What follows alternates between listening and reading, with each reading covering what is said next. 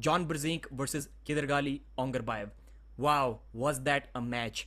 Round 1, they slipped all the rounds. They slipped in the center, even slip from both of the athletes. And John Brzenk inside the straps took amazing control. John was really aggressive in the setup. He was shouting. We very rarely see John Brzenk do that, but he was doing that today, and he got an offensive position. For some reason, John Brzenk makes the fast guys look slow. Kidargali is fast, but John reacted faster, even though he's 58 years old. He reacted faster and got a good position in the first round. He was in that pronation and cupping position. Then he even got low, got in a hook, and just smashed Ongarbayev to the side. And at that moment, we thought that it is over. There is nothing Ongarbayev can do right now. Everyone was saying never bet against the GOAT. I also learned my lesson about never betting against the GOAT in the past, and I was predicting John Brzenk to win this match, but then something happened. A 27-year-old young Kazakhstan Asian champion Ongarbayev made some adjustments and he made a comeback. This time he got in an even position in the center, second round inside the straps with John Brzenk, and whenever he was hitting sideways pronating, John's wrist was getting slightly taken. He took his wrist and then John gained it back when Kidargali went for the second surge, then again took his wrist, and slowly after 4, 5, 6 surges, Ongarbayev was able to get in a superior position, and towards the end, he just blasted John Brzenk with the final surge to the pad. That final surge was fast. At that moment, John Brzenk needed to make a comeback. He needed to make some adjustments. Probably the right decision after watching the match would have been to hook. But instead, John again went for the top roll, again even slip in the center, then they slipped, and after the slip inside the straps, again same position, but Ongarbayev this time elbow fouled. He gained superior position, took John's wrist slightly, but then elbow fouled when he was trying to go sideways. And remember, Ongarbayev was he had an elbow surgery, not shoulder surgery, about 6-7 months ago, 8 months ago. So everyone was doubting, maybe, and especially me, that maybe his shoulder is not recovered well, but he was proving with those hard hitting relentless surges. John was trying to get in some position, but Ongarbayev was not giving enough space between those surges. Third round was also very same to second round. 4, 5, 6, 7 surges, and Ongarbayev was slowly getting control over John's pronator and his wrist, and then again smashed his hand to the side. Third round, John tried to hook, but it was too late. The hook was not available. John's arm was totally pumped, and Ongarbayev just flash pinned John Brzenk. Trying to hook Ongarbayev in that fourth round was not something that made a lot of sense. So Ongarbayev is the winner. John Brzenk is great to beat Ongarbayev, to beat an Asian champion like that in the first round while being 58 years old. It is just amazing, but maybe Ongarbayev has shown that the number one spot for 110 kg is out of reach for John Brzenk. Your winner Ongarbayev, 3-1. And the co-main event, Jerry Cadorette versus Genadi Quickvinia. Wow, that match was all over the place. Literally all over the place. And that was a WL style matchup. A lot of chaos going on in that match. Usually the matches when the actual arm wrestling is going on, that is always more exciting. But in this match, the elbow fouls, the mess ups, the pushing, the pulling elbows off the back of the pad, those things were way more exciting than the match itself. And wow, it is an amazing match. So how it happened? Round 1, they went for the slip, and inside the straps, as expected, Genadi took his wrist. Genadi took Jerry's wrist, and Jerry was in a good flop wrist position, but then Genadi slowly brought him over and then just smashed him to the pad. Round 2 started. There was a lot of chaos going on at this moment. This time, Jerry, I think in round 2, was it round 2 where Jerry made a comeback? Yes, I think it was. Or maybe not. Round 2, maybe Genadi won. And Genadi was taking his elbow way off the back of the pad. It was at least 1 or 2 inches off the back of the pad, and the referees were not seeing anything in that match. All other matches, the referees did a great job, but this match was really difficult for them to ref, and they did a very horrible job. Genadi's elbow was way off the back of the pad. Earlier, Jerry was intentionally pushing Genadi off the back of the pad, and referees were not doing anything about it. And in that round, Jerry Cadorette, second round, I think Genadi won that round as well. I'm not sure, maybe it is between the second or third round, but that round was won by Genadi, and the referees were kind of screwing with Jerry at this moment. And outside of straps, Jerry was allowing a small moment, maybe he was trying to relax a little bit, and Genadi just blasted him to the pad. Then Jerry made a comeback, and Genadi tried to go inside in the next round, and Jerry just flashed him to the pad. So the score was 2-1, and in the next 2 rounds, it was complete chaos. Genadi was taking Jerry's wrist, but he was not able to finish, and his arm was slowly fading. He had that floor press going on, but that was not enough in the beginning to finish the match, and Gennady had no answers except for huge elbow fouls. He was literally resting his elbow off the back of the pad on the table, and referees were not doing a thing about it in both the rounds. But still, Jerry somehow managed to win both of those rounds, and Jerry Cadorette was the winner of the super match. That was one of the most chaotic matches, and salute to Jerry, man. He just came back from a 2.5 year off from arm wrestling, and he did say that it wasn't like I was not working out. I was really working out, and I am going to win this match. Earlier, Gennady was very confident. He was ready to bet 100% match fees. Luckily for him, Jerry did not accept the bet, and Jerry Cadorette three pins to two winner. That was a very long match, very intense match. Todzilla versus Evgeny Prudnik. So in the first round, Prudnik just blasted Todd Hutchings to the side, not even close. Second round, Todd Hutchings does get a stop in a hook outside of straps. Prudnik was not able to top roll, but then Todd elbow fouled. He could not contain Prudnik without the elbow foul, and the match restarted. Prudnik had enough of that. This time he pronated more and just smashed Todd Hutchings to the side. Guys, this match proved that there are levels to this thing in that 110 kg weight class, and Prudnik is on another level. Todd is no way near Prudnik. That match was not even close. Probably the second biggest mismatch on the card, I would say. Maybe the third. In the third round, they slipped once again, and maybe I thought Prudnik is going to go in a hook with Todzilla to test the strength, but no, he didn't. Prudnik meant all business inside the straps. Maybe we thought that Todd Hutchings can do something, but no, Todd was not able to do anything. Maybe I was expecting maybe Todd is going to just side pressure through Prudnik just like he used to do against RVJ, but Prudnik took hand control in the center and just single surge pinned. I have never seen that happen to Todd inside of straps. The match was in the center. Prudnik took hand control and single surge, like smashed Todzilla to the pad. It was not like his arm going like this. Todzilla had to jump like this to probably avoid some injury. So this is how fast Prudnik pinned Todd inside the straps, and it was not a fast match. They stopped in the center for a second after that. Again, dominant win from Prudnik. The next match at East versus West 5 in November is going to be Prudnik versus John Brzenk. I absolutely don't think that match makes any sense at all. That is going to be a huge mismatch. Prudnik is going to win that match 3-0 very easily. The previous match, so I'm reciting all these matches in the order, reverse order. So the main event matches, you get to know about them first. And then the match was Artem Morozov versus Cody Merritt. Before that, Morozov already had a match against Dave Chaffee. It was a war, and Morozov may have been tired in that match, but he did prove that he is the superior athlete. Round 1, there was a great hand battle going on inside the straps. It was really close battle. And Morozov, some people were saying that Morozov is just chilling, he's just playing with him, but I don't think so. It was a great hand battle, and then Morozov showed that his dominance, his technicality, maybe he made some adjustments, maybe his endurance was better. Then he immediately took Cody Merritt to the pad. As soon as that center ground was lost, Cody had nothing for Morozov. And with that just 10-15 seconds hand battle in the center, Cody Merritt lost all of his endurance, and the next 2 rounds were very easy. Morozov just pinned Cody Merritt, who won 2019 WAF championships. Morozov beat that guy really easy. Morozov is ranked number 1 in the world due to inactivity from Levan and Vitali, and since those guys have not arm wrestled lefty, he proved his dominance. He proved that he is the number 1 guy if those guys don't compete. Then David Dadikian versus Oleg Zok. For some reason, I thought this is going to be a mismatch right from the beginning, and I had very horrible predictions in this event, the worst that I've ever done. I only got 8 right out of 8. So David Dadikian versus Oleg Zok, as I thought it was a mismatch. So Oleg Zok is a great arm wrestler. He's on the comeback, but David Dadikian is a beast. David is younger. You may not judge it by looking at their faces, but David is younger than Oleg Zok.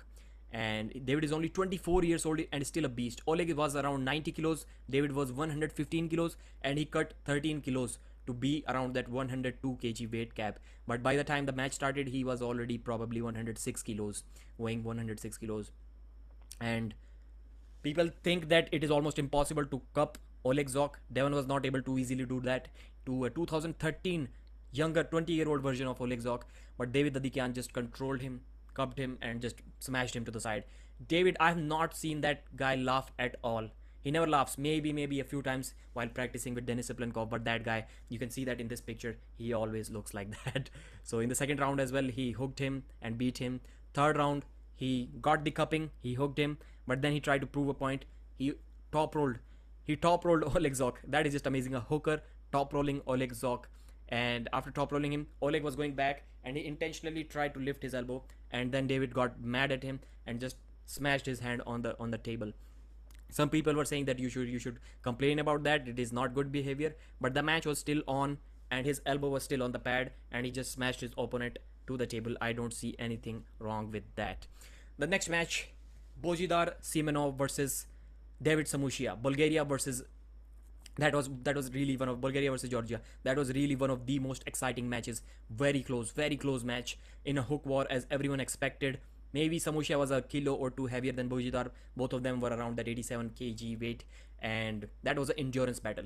In round one, Bojidar looked comfortable. He was always in that offensive hook. Samosia was in that defensive hook.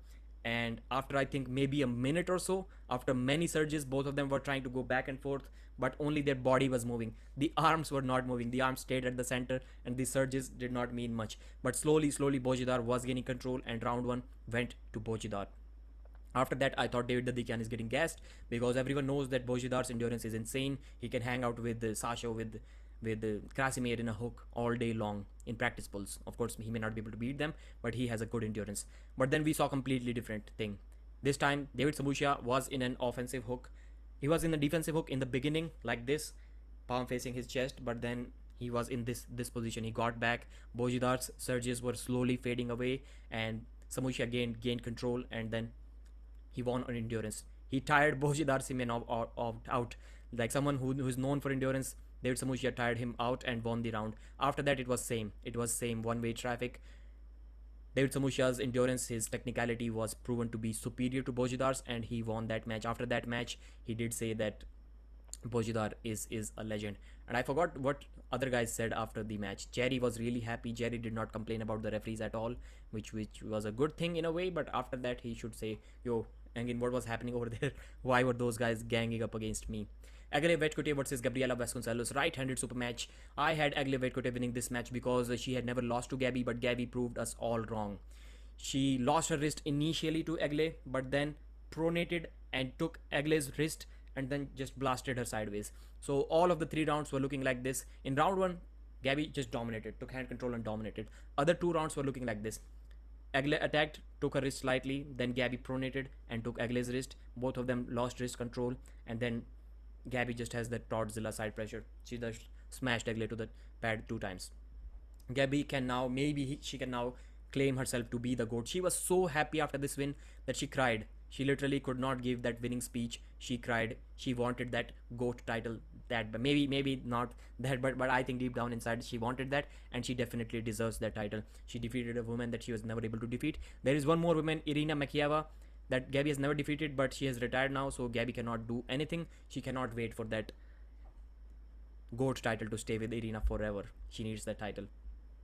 So there was many matches before, there was a left-handed match between them as well. First round was won by Irina Makieva by Agle Vetkote, and then Gabby did the same thing. She lost her wrist, but then pronated, took Agle's wrist and just smashed through her without her wrist with a ton of side pressure. Same thing in that match. This match she won 3-1.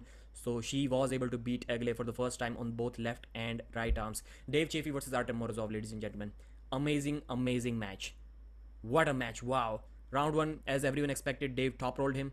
Second round, got in a hook, and Dave got very near, 1 inch from pinning Artem Morozov. Artem Morozov stopped Dave in a defensive hook, and Dave was all stretched out, completely under the table. Maybe he should have stood up and tried another surge. Maybe he would have lost, but that would have been definitely the better decision.